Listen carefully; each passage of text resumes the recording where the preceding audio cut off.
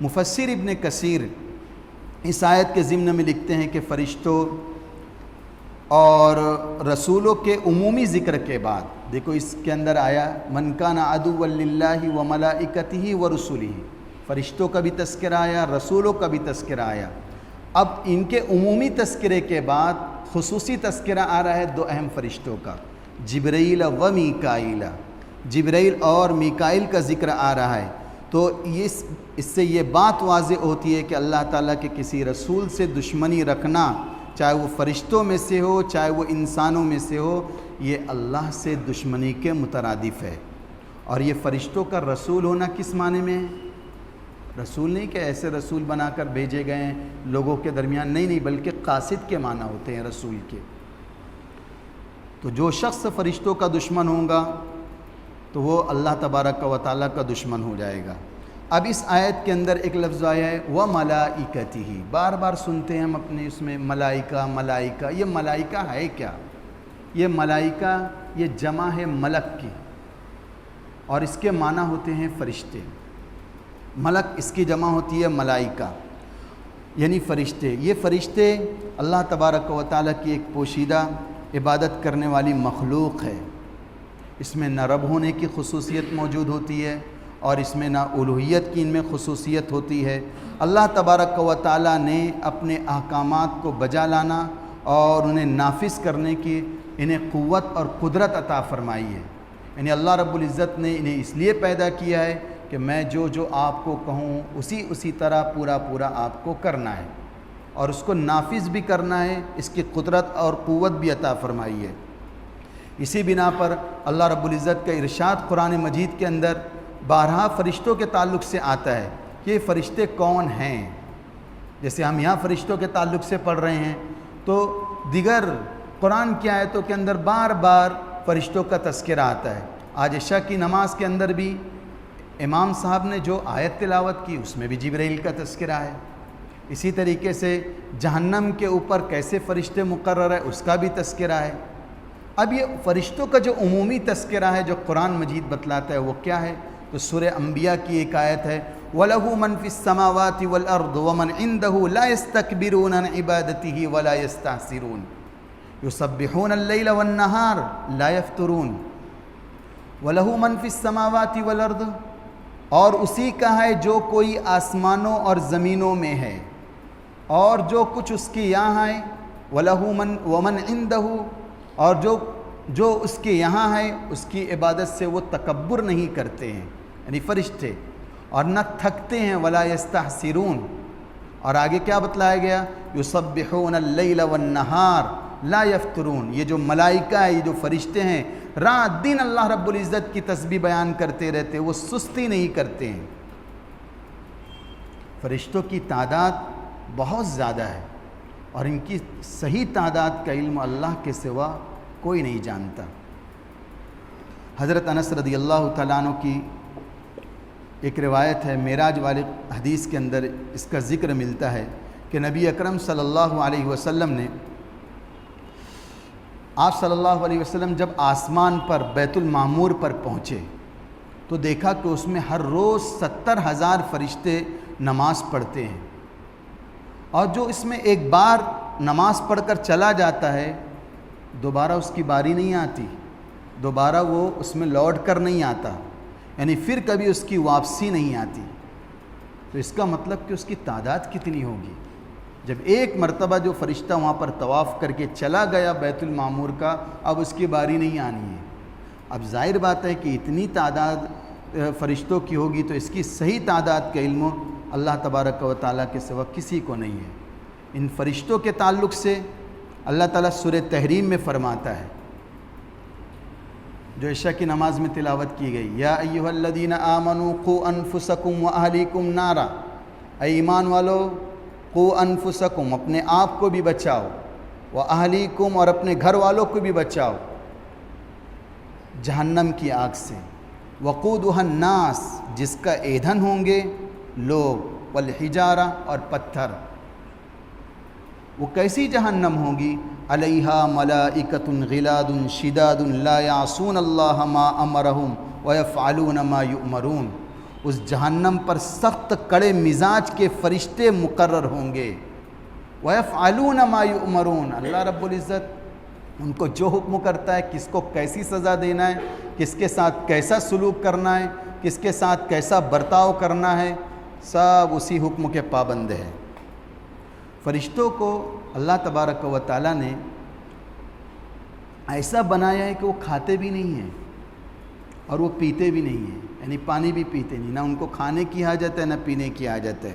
سورہ زاریات کے اندر ذکر ملتا ہے حضرت ابراہیم علیہ السلام کے گھر میں یہ مہمان بن کر آئے انسانی شکل میں۔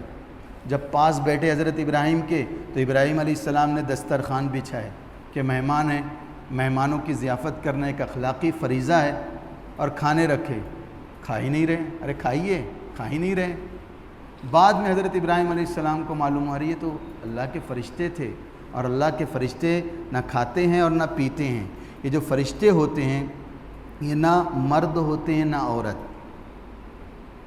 نہ مرد ہوتے ہیں نہ عورت ہوتے ہیں، بس یہ اللہ تبارک و تعالیٰ کی ایک نورانی مخلوق ہے۔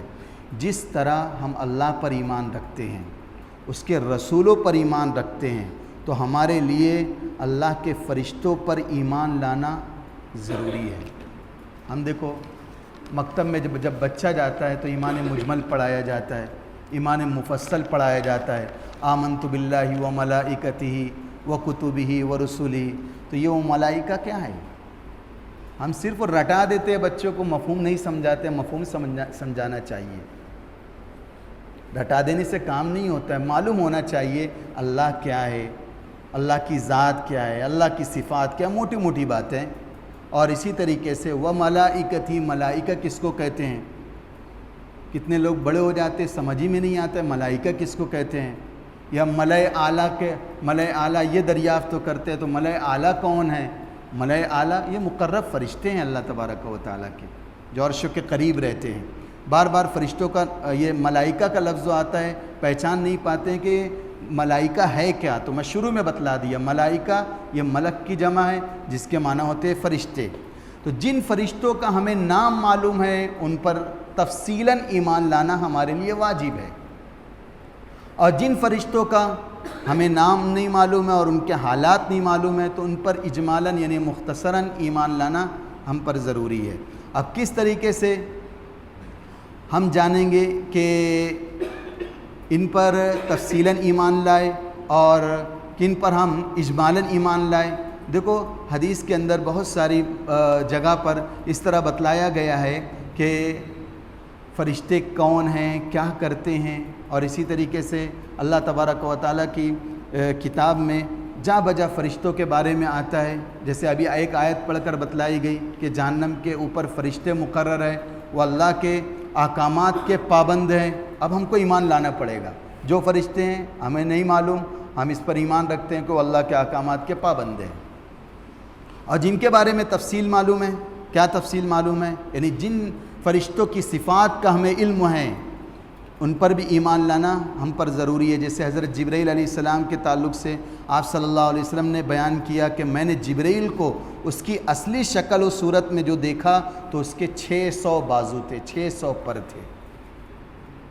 اب حالات بتلائے، اس کی صفات بتلائی گئی حدیث میں، اور انہوں نے افق کو بھر کر رکھا تھا، یعنی آسمان کے پورے کناروں کو اپنے بازوؤں سے بھر کر رکھا تھا۔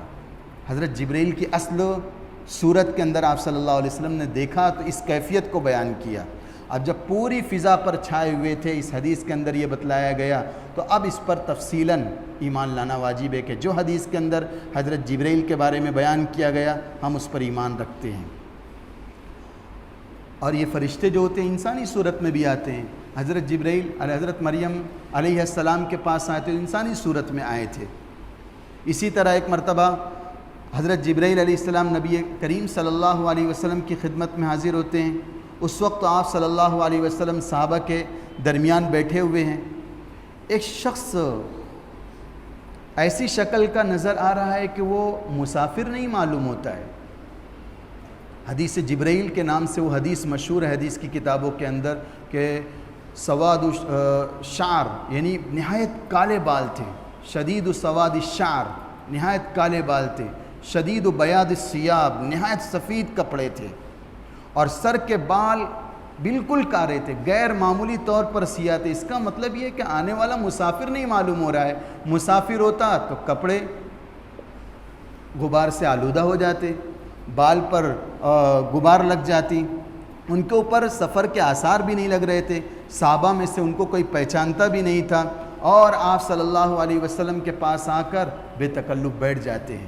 فَأَسْنَدَ رُكْبَتَيْهِ إِلَى رُكْبَتَيْهِ، حدیث میں آتا ہے کہ اپنے گھٹنے کو آپ صلی اللہ علیہ وسلم کے گھٹنے سے ملا دیتے ہیں اور بے تکلفی سے بات کرنا شروع کر دیتے ہیں۔ آپ صلی اللہ علیہ وسلم سے انہوں نے اسلام، ایمان، احسان، قیامت کے بارے میں سوال کیا اور آپ صلی اللہ علیہ وسلم جواب دیتے رہے۔ جب یہ آپ صلی اللہ علیہ وسلم جواب دیتے تھے تو یہ صدقتہ کہتے تھے کہ آپ نے سچ کہا، یعنی صحیح جواب دیا۔ صحابہ کرام رضی اللہ تعالیٰ عنہم سے آپ صلی اللہ علیہ وسلم نے ان کے جانے کے بعد بتلایا تھا کہ جانتے ہو یہ کون تھے جو تمہارے درمیان آ کر بیٹھے تھے، تمہارے آزو بازو میں بیٹھے تھے، کون تھے؟ آپ صلی اللہ علیہ وسلم صحابہ کہتے ہیں کہ اللہ اور اس کا رسول بہتر جانتے ہیں کہ آنے والا شخص کون تھا۔ آپ صلی اللہ علیہ وسلم کہتے ہیں ھذا جبرائیل اتاکم یعلمکم دینکم، یہ جبرائیل تھے جو تمہارے درمیان آ کر تم کو تمہارا دین سکھلا رہے تھے، یہ جبرائیل تھے۔ تو یہ جبرائیل تھے، یہ جو جبرائیل فرشتے ہیں